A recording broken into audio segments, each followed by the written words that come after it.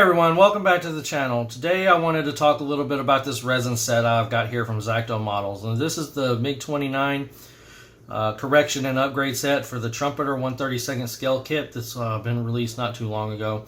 I believe this set came out just earlier this year. You can order it, all the pieces here, through a combo set, which is one I did, or you can buy individual pieces that you may need or desire to use on your model. This resin is some of the best I've ever seen. Now, I've used some of Zacto's stuff before. On my A7, I used the now out of production and highly sought after correction kit for the intake for the Trumpeter kit and the canopy correction. I happened to luck across that at a show and was thankful to have found it because it goes online now for ridiculous prices. As a matter of fact, a friend of mine was asking the other day if it was worth spending $200 for it online. I can say that Zacto's resin is some of the best I've seen. Now, from what I understand about Chris, is he's a one-man operation that works out of his garage, I guess, or workshop. And I think he might actually fill these to order because when I ordered this set, and I ordered it on I sent him an email about it on a Tuesday night, and I got it Saturday. And it took a couple days before I got a shipping notification, so I don't know if he actually just molded it after it was ordered, which is not a problem for me because I mean it's still great stuff. I just don't know that he has like a large stockpile hanging around. I could be wrong. I'm not gonna assert that as fact. I don't know. That's just kind of my idea, maybe. Not that it matters. That doesn't matter at all. He provides great customer service. I can tell you that when I emailed him about ordering the set, I initially wasn't going to get the exhaust set because a friend of mine was sending me an exhaust set, and Chris emailed me back and was concerned that it might be for the Revell kit, and he told me that the exhaust for the Trumpeter kit had been updated and the Revell exhaust wouldn't fit, so I just went ahead and ordered the whole set. He provided great customer service. It was late at night. And I went to his page and clicked order and accidentally clicked international shipping, which was about $20 more than domestic shipping. And he was nice enough to email me and tell me I goofed up and refund me. So great customer service. Chris is also pretty active on aircraft resource forums, from what I understand. Well, I've seen his threads there. I go and check out his threads, and I went through the one for this to see what I was kind of in for with this kit. Before we get into the details here, I'll just tell you when all comes in the combo set. You get exhaust. That comes with several resin pieces and also some photo etch. You get a corrected nose piece, resin wheels, and then Archer, Alamo, and aphid missiles. Then the weapons pylons, and then shaft and flare dispensers that kind of correct some of the kit issues there. Again, I highly recommend it just from going over it. Like I said, I've used it before. I also have some of his AIM-9 missiles also for my A7. They're sitting up on the shelf in front of me, primed. They are absolutely gorgeous, and these look just as great. So I thought I would do a review, go through the details of each set, and once you kind of can expect and compare it to some of the kit pieces and places. On some of these, I'll pop up the photos from Zacto's website to kind of show you the differences in shape or whatever you're getting versus the kit parts, where it probably won't be as easy to show up on video camera here. So what I'm going to do is clear these out of the way and then come back and do a more thorough look at each piece in depth. So stay tuned. Let me get the camera and the table set up, and we'll get into that. Okay, hey there. First, I thought we would talk about the exhaust. The exhaust is kind of the most robust section of the kit, and it has the most pieces, and I think it's probably going to make the biggest upgrade on the model as a whole compared to the kit parts. First, let's just look at what we have here. Again, like I said, Chris said he updated the Trumpeter exhaust, which changed the shape of the pedals some in the detail. They look great. Comparing the pictures to the old exhaust on the forum, I'm not a big enough MiG-29 expert to tell you that these are more correct, but he certainly is an expert in the subject matter that he chooses to address. So I trust him there. They look great. The detail is great. Now these come in 4 main pieces here. This is the outer exhaust the exhaust pedals that you're going to see. You cut this off, and then you cut these off, and this slides down in there, and this is the more detailed part here, and this is the inside of the outer exhaust. The inside here is really nice and detailed. It's hard to see with this cream color without some extreme lighting, but the detail is full detail. Looking at pictures of the actual MiG-29, it matches perfectly. Now this would slip over the internal piece here when you cut the casting block off. That he tells me these are full depth, and the detail in there's this like weaving pattern detail in there. It's just absolutely beautiful. Putting some washes and oils down in there to weather that up like the inside of an exhaust is just going to be fantastic. Then you have the exhaust fans and the the metal pieces that go over them. Now the nice thing he does here is he provides an actual molded template to shape these. Now where a lot of photo etch manufacturers would just give you these and say, hey, I know this is a really weird shape, but you're going to have to bend it yourself. This is nice. You just put them in there, put this piece over and press them down and shape them. It's very thoughtful that he's done that, and that, like I said, that's going the extra mile just to make sure the customer has everything they need. That's really great, and that's going to help out a lot. I've done a lot of these in photo etch where I've just shaken my head and put the plastic piece from the kit down in there, or just left them out entirely because bending them is nearly impossible. So that's a nice little added bonus. Let's look at the kit pieces here really quick. Now this is the exhaust from the kit, and you can tell there's a significant difference in shape. Now, like I said, again, just looking at photos of the actual MiG-29, I can tell you that Zacto's part is not only more detailed, but it's more accurate. And you don't have to deal with this molding part here. The interior, the inside is completely smooth, though you do get this piece that slots down in there, and it has some detail. Actually, it goes the other way. It's not going to go all the way like it's supposed to, but it has some detail, but it's nowhere near compared to what's in here. So the fact of the matter is the the Zacto upgrade. Once you look at it, I don't see how you cannot have it on this kit. I tell you, I've been through the kit, and I might do a review if people want me to do a review of the kit. And overall, it's a nice looking kit. Now I know it has some accuracy issues from perusing Rivet Counters Anonymous over at large scale planes and things like that, but most of it is not stuff that bothers me too much. It's really more when detail falls short for me. Now, if this piece is clearly inaccurate, but if it had the kind of detail these pieces have, I wouldn't mind as much. It's just these pieces are much more detailed. They're going to really bring the model to life. When you're dealing with man scale, 1/32 scale, you really want as much detail as you can get, and these are perfect. If you're not going to get any other set, I highly recommend these. I highly recommend. Can't believe I said that, but it's true. They're great. They're just absolutely beautiful. So with that in mind, I'm going to put them aside, and then we'll move to the next pieces. Okay, let's look at the nose cone here. Now, again, we're going to compare this to the kit piece. And the nose cone is a correction. Look at that. I mean, that's a significant difference. Now, that may not bother you, and honestly, it probably wouldn't bother me. I wouldn't even notice if I hadn't looked at it. But this thing is like $8. The nice thing about it is the kit actually gives you this chunk of lead for nose weight, and it fits down into the kit nose, and boom, there you go, you have your nose weight. But you can also fit it down into the Zacto piece. So you're going to get your nose weight without having to come up with something extraordinary. So the nose is hollow instead of solid. I mean, if you cast this solid in resin, it's going to work probably. I'm not a resin caster, but I imagine a big hunk of solid resin like that would have shape issues.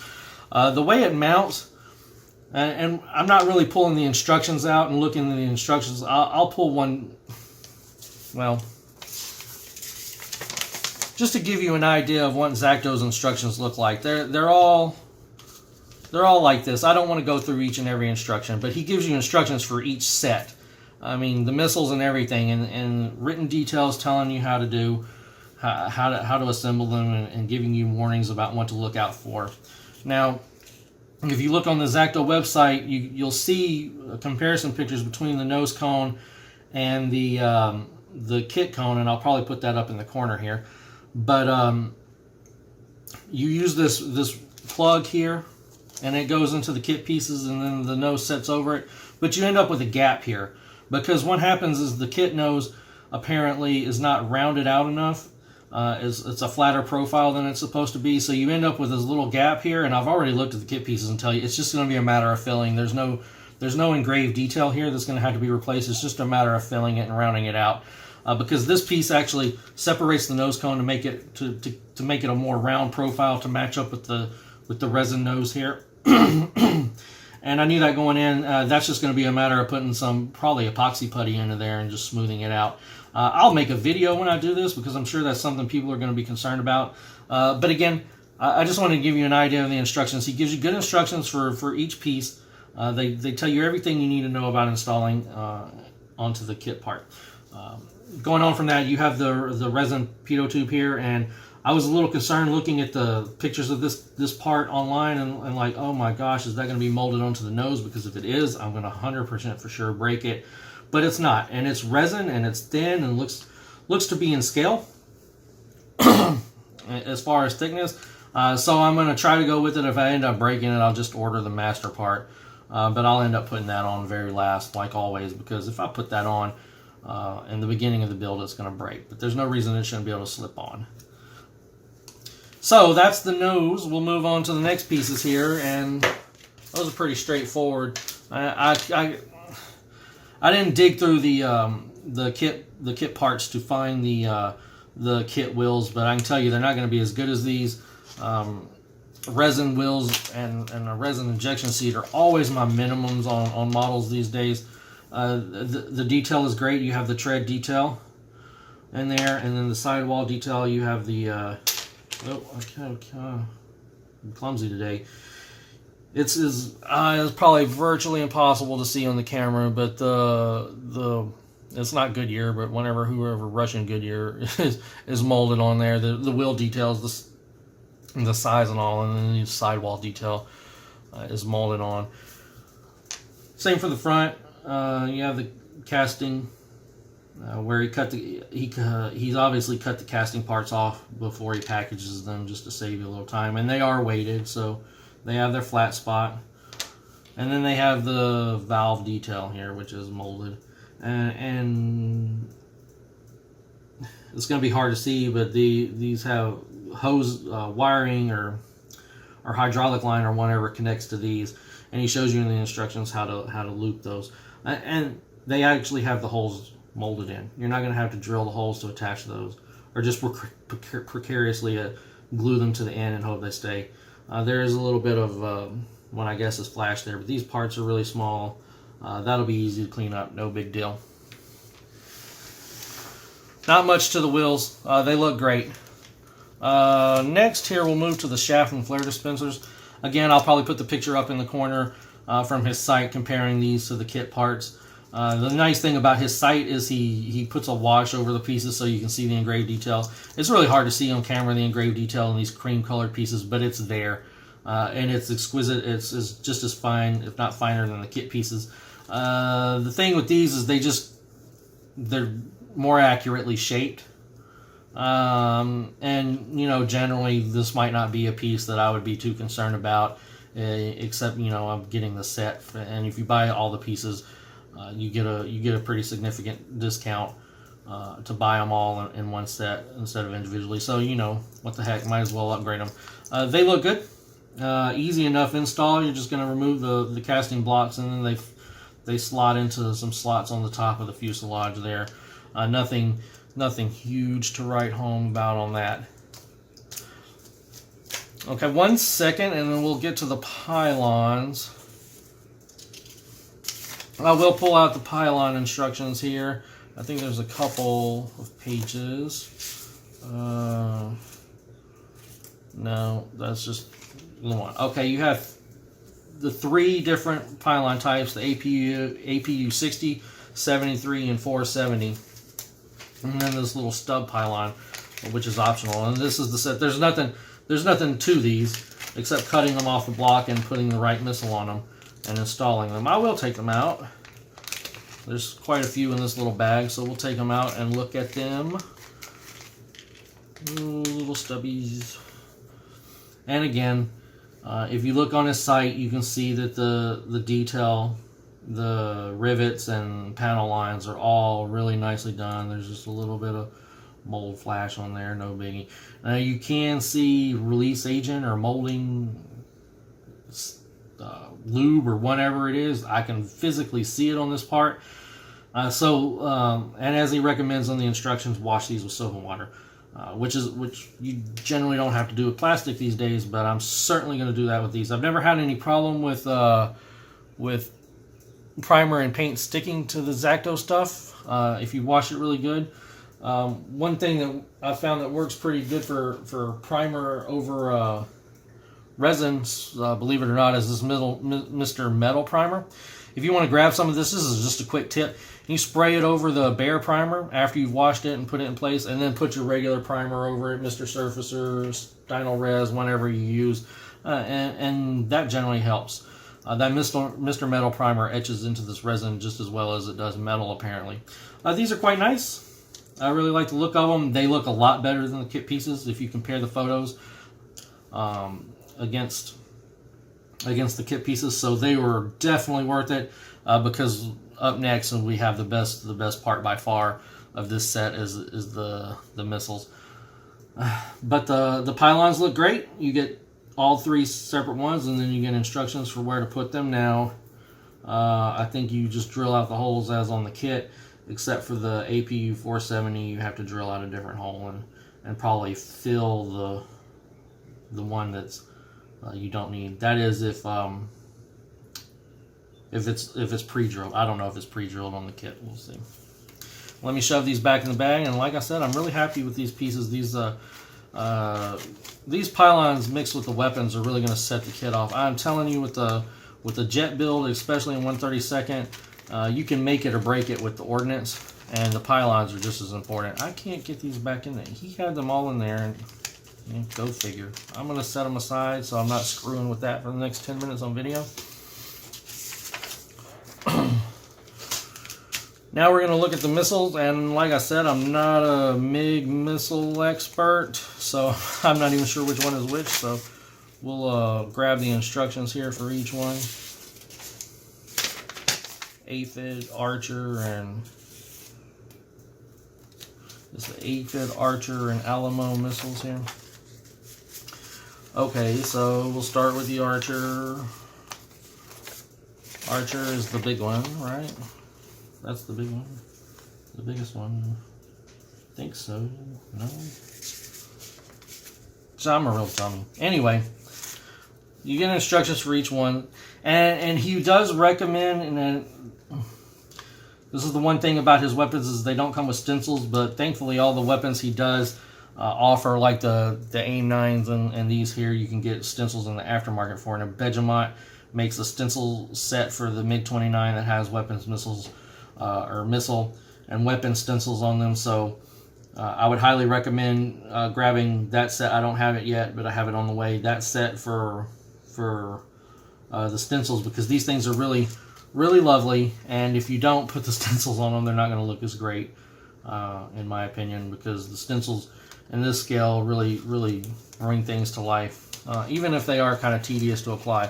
A lot of pieces in here, and I can tell you from the AIM-9s that I built that the fins are very fragile because they're very thin, probably scale thickness or close to it, a lot closer than plastic's going to be. So they're very delicate. Be careful when you're cutting them off. But just looking at the missile detail, the raised and recessed portions, these missiles are just absolutely exquisite. There's no warpage to them at all that I can see. If there is, you could fix that with some hot water probably, but it's just a testament to the molding quality and the care that he puts into the work. These have photo etch details for the forward fins there. They have seeker head covers, I believe.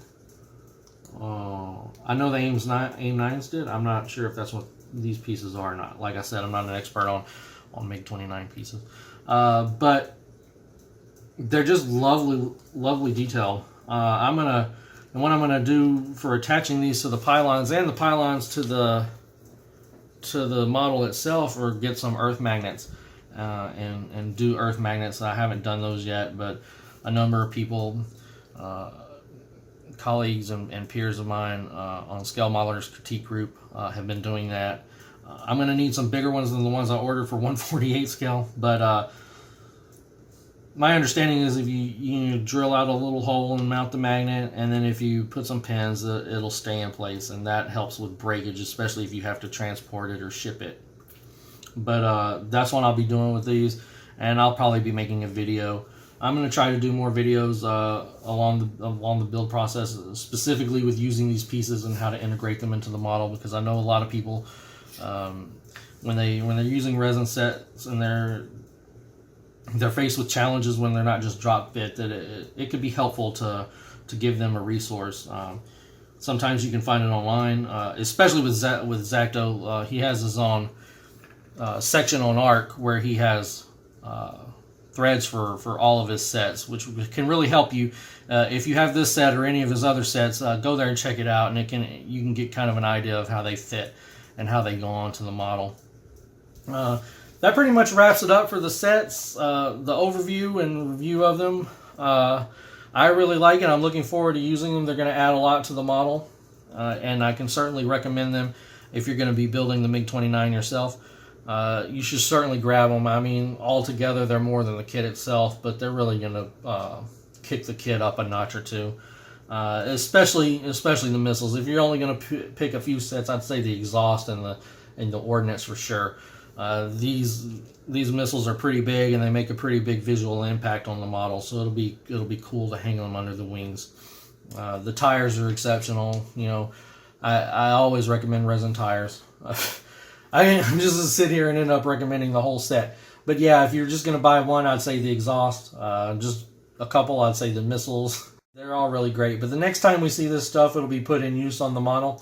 I'm wrapping up my current build, and then I'm looking forward to getting into this one like nothing else. This kit is really exciting me, especially with these pieces. So I look forward to seeing you then when we get some build videos up for the Trumpeter 30-second MiG-29. Until then, happy modeling.